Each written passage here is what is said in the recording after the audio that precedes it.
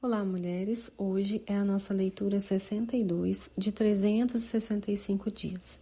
Daremos continuidade à nossa leitura no livro de Levítico, capítulo 27, a partir do verso 14. Vamos juntas? Quando alguém dedicar a sua casa para ser santa ao Senhor, o sacerdote a avaliará, seja boa ou seja má. Como o sacerdote a avaliar, assim será.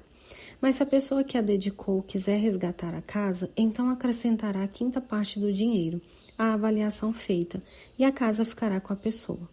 Se alguém dedicar ao Senhor parte do campo da sua herança, então a avaliação será segundo a semente necessária para o semear. 100 quilos de cevada será avaliado por 600 gramas de prata. Se dedicar o seu campo desde o ano do jubileu, a avaliação será pelo valor integral. Mas se dedicar o seu campo depois do ano do jubileu, então o sacerdote calculará o valor segundo os anos restantes até o ano do jubileu, de modo que o preço será menor. Se alguém que dedicou o campo de algum modo quiser resgatar, então acrescentará a quinta parte do dinheiro à avaliação feita, e o campo ficará com ele. Se não quiser resgatar o campo, ou se o vender a outro homem, nunca mais poderá ser resgatado. Porém, havendo o campo saído livre no ano do jubileu, será santo ao Senhor. Como campo consagrado, a posse dele será do sacerdote. Se alguém dedicar ao Senhor o campo que comprou e não for parte da sua herança, então o sacerdote calculará o valor da avaliação até o ano do jubileu, e no mesmo dia pagará o valor da avaliação como coisa santa ao Senhor. No ano do jubileu, o campo tornará aquele que o vendeu, aquele de quem era a posse do campo por herança. Toda avaliação se fará segundo o peso padrão do santuário. O peso padrão será de 12 gramas. Mas o primogênito de um animal, por já pertencer ao Senhor, ninguém o dedicará. Seja boi ou gado miúdo, é do Senhor. Mas se for de um animal impuro, poderá ser resgatado, segundo a avaliação, com o acréscimo de uma quinta parte do valor. Se não for resgatado, poderá ser vendido segundo a avaliação. No entanto, nada do que alguém consagrar por completo ao Senhor, de tudo o que tem, seja homem, animal ou campo da sua herança, se poderá vender, nem resgatar. Toda coisa assim consagrada será santíssima ao Senhor. Ninguém que dentre os homens for consagrado por completo ao Senhor poderá ser resgatado, terá de ser morto. Também todos os dízimos da terra, tanto dos cereais do campo como dos frutos das árvores, são do Senhor. São santos ao Senhor. Se alguém quiser resgatar alguma coisa dos seus dízimos, acrescentará a isso a quinta parte. Quanto aos dízimos do gado e do rebanho, de tudo que passar debaixo do bordão do pastor, o dízimo será santo ao Senhor. Não se investigará se é bom ou mal, nem poderá ser trocado. Mas se de algum modo o trocar, tanto um quanto o outro serão santos. Não poderão ser resgatados. São estes os mandamentos que o Senhor ordenou a Moisés para os filhos de Israel no Monte Sinai. Dando continuidade, leremos agora Números, capítulo 1, a partir do verso 1. No segundo ano, após a saída dos filhos de Israel do Egito, no primeiro dia do segundo mês, o Senhor falou a Moisés no deserto do Sinai, na tenda do encontro, dizendo: Levantem o censo de toda a congregação, dos filhos de Israel, segundo as suas famílias, segundo a casa de seus pais, contando todos os homens nominalmente, cabeça por cabeça, da idade de 20 anos para cima, todos os capazes de sair à guerra em Israel. A esses, você e Arão devem contar segundo os seus exércitos. De cada tribo, vocês terão a ajuda de um homem que seja chefe da casa de seus pais. Estes, pois, são os nomes dos homens que ajudarão vocês: de Ruben, Elisur, filho de Sedeur; de Simeão, Selumiel, filho de Zuri, Sadai, de Judá; Naasson, filho de Aminadab;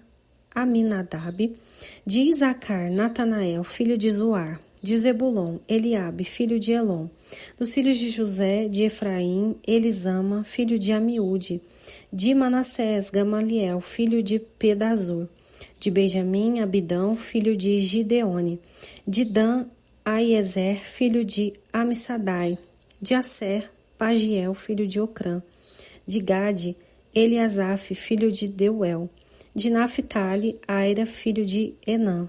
Estes foram os escolhidos da congregação, os chefes das tribos de seus pais, os cabeças dos milhares de Israel. Então Moisés e Arão reuniram estes homens, que foram designados pelos seus nomes. E tendo ajuntado toda a congregação no primeiro dia do segundo mês, declararam a descendência deles, segundo as suas famílias, segundo a casa de seus pais, contando nominalmente de 20 anos para cima, cabeça por cabeça. Como o Senhor havia ordenado a Moisés, assim os contou no deserto de Sinai. Dos filhos de Ruben, o primogênito de Israel, as suas gerações pelas suas famílias, segundo a casa de seus pais, contando nominalmente cabeça por cabeça, todos os homens de 20 anos para cima, todos os capazes de sair à guerra, foram contados deles, da tribo de Ruben, 46.500. Dos filhos de Simeão, as suas gerações pelas suas famílias, segundo a casa de seus pais, contados nominalmente, cabeça por cabeça, todos os homens de 20 anos para cima, todos os capazes de sair à guerra. Foram contados deles, da tribo de Simeão, 59.300.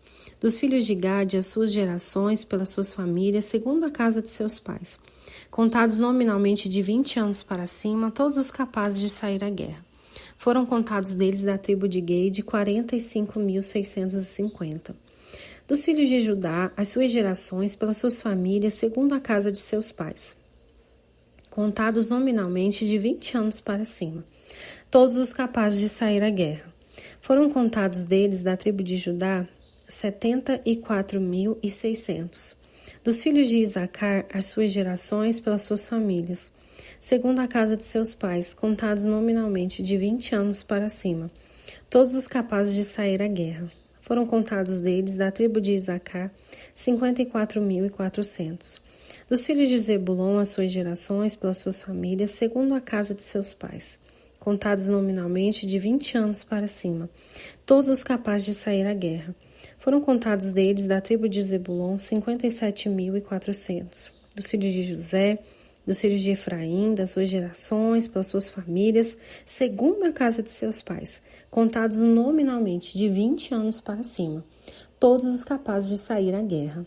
Foram contados deles, da tribo de Efraim, 40.500.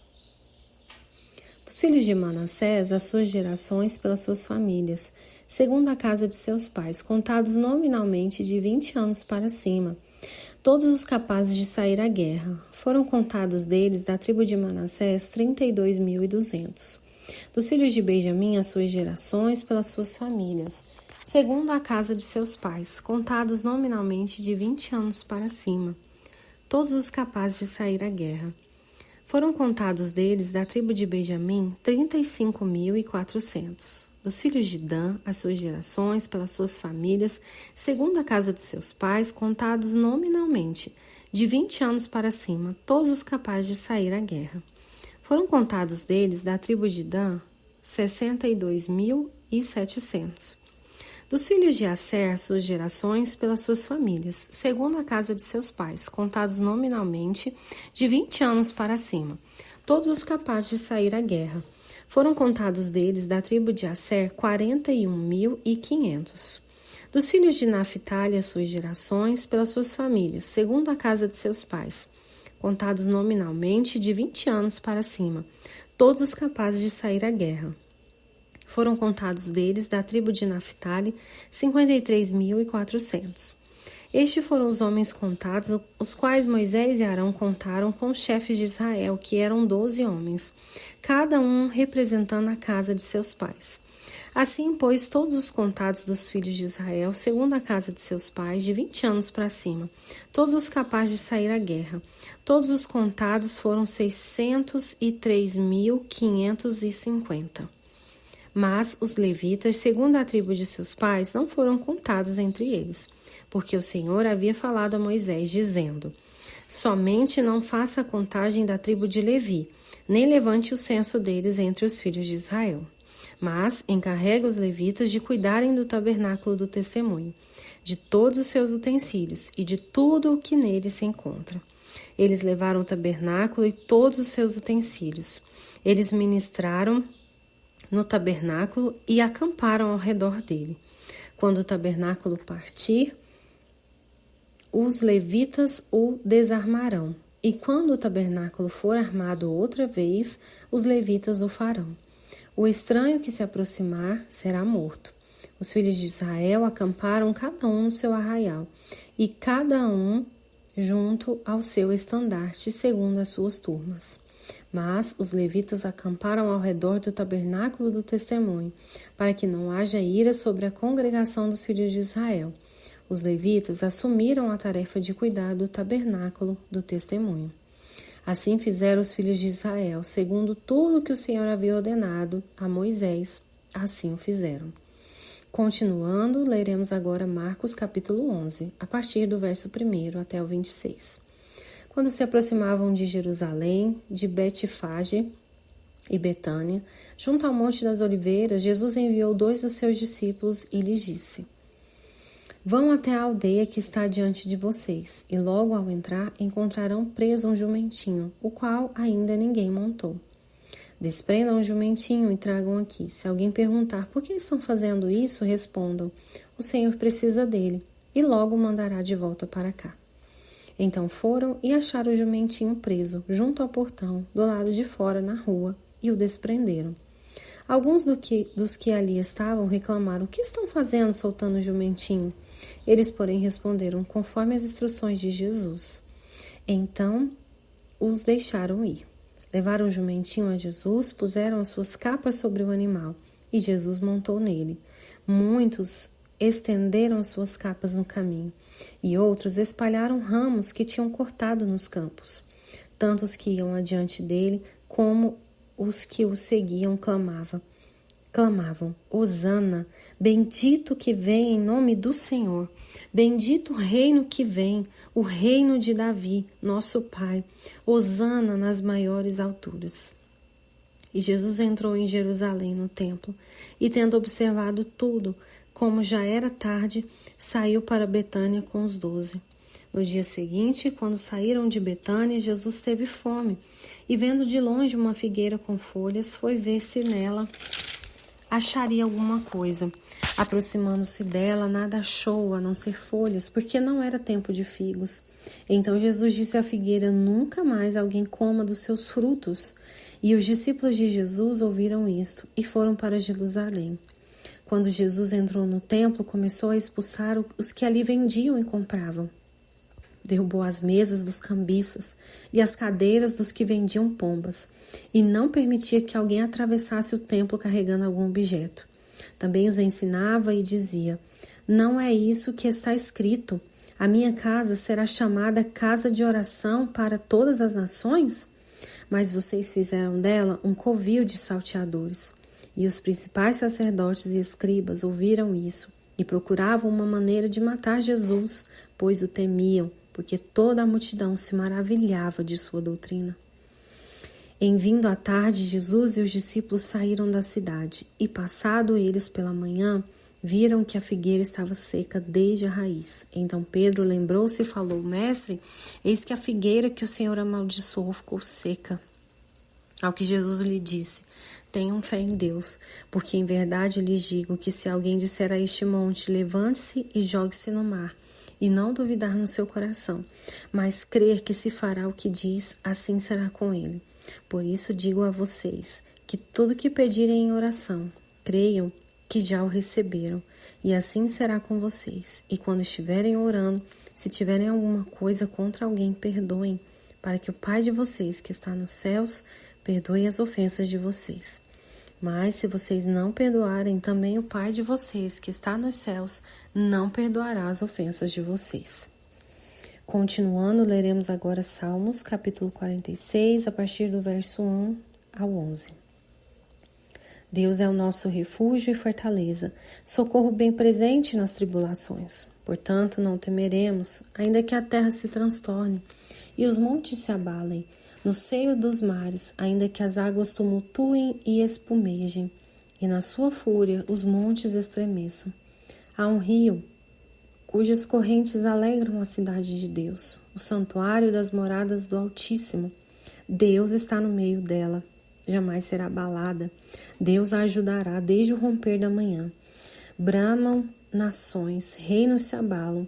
Deus faz ouvir a sua voz e a terra se dissolve. O Senhor dos Exércitos está conosco, Deus de Jacó é o nosso refúgio. Venham contemplar as obras do Senhor, que tem feito desolações na terra. Ele faz cessar as guerras até os confins do mundo, quebra o arco e despedaça a lança. Queima os carros no fogo, aquietem-se e saibam que eu sou Deus. Sou exaltado entre as nações, sou exaltado na terra. O Senhor dos Exércitos está conosco, o Deus de Jacó é o nosso refúgio. E para finalizar, Provérbios, capítulo 10, verso 23. Praticar a maldade é como um divertimento para o insensato. O homem inteligente se diverte com a sabedoria. Amém, amém. Glória a Deus por essa palavra bendita neste dia. Eu sou a Jéssica, que a sua semana seja abençoada, iluminada.